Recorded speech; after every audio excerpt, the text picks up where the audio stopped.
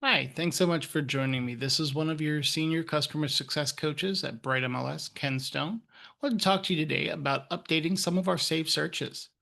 So this is a very important activity we should be doing to keep our saved searches updated, especially both for our clients and for markets that we're currently watching. I'm going to start off by, of course, I can go directly from our search dropdown menu into our saved searches. I can also go into my favorite searches directly from the carts and favorite searches menu, where I do have my favorite searches here. Keep in mind, you are limited to a total of 25. Of course, I have no way in any case that many particular here in my own. I hope you have lots more. But let's go in here real quick and look at my Fauquier, Culpeper, Rappahannock Homes searches.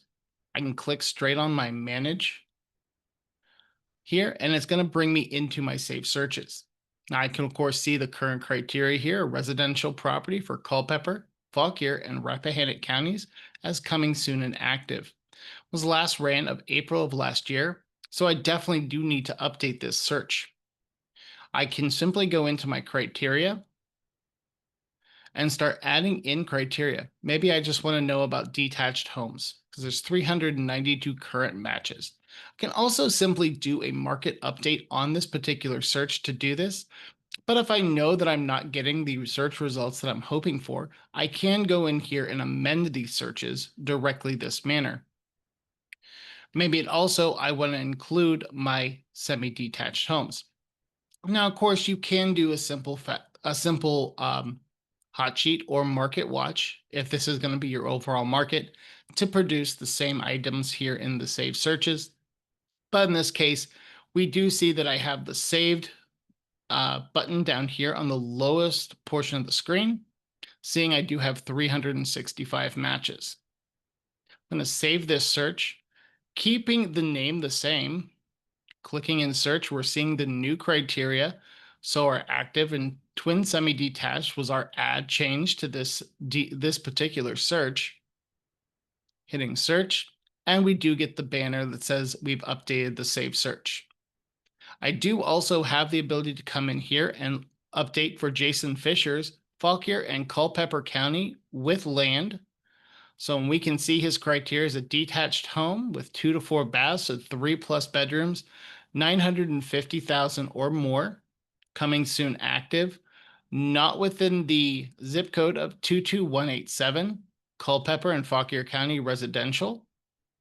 In this case, it was ran of March of last year. So let's go in. We can do a market update here. Or in this case, I do want to update for Jason. It could be Jason was out of the market for a bit of time, but now he's decided to resume his search for his properties. In this case, criteria will be where we want to go. I can, maybe if I want to go ahead and say, we're going to include this little portion of Warrenton. And I did have my exclamation point there, excluding that particular area. Maybe I do want to add in a lot size.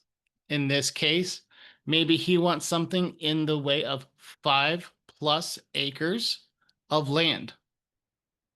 In this case, we can see that we've now added the 5 acres or more. And I'm going to click on save.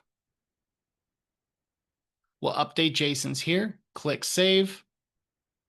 We can see that we can now do our market update with the new criteria that he's looking for. We're going to run from that date that it was last ran and hit search. I have 28 matches that I can send to him, all within the area that he's looking for within Culpeper and Fauquier counties. Of course, I can sort those by county by clicking on county, sorting out Culpeper and Fauquier, and even expanding to see all 28 of those properties. Thanks for joining me on knowing about this quick search update tactic that we can use to better help our clients going forward, as well as help us understand and remember the market. Thank you so much and have a great day. Bye-bye.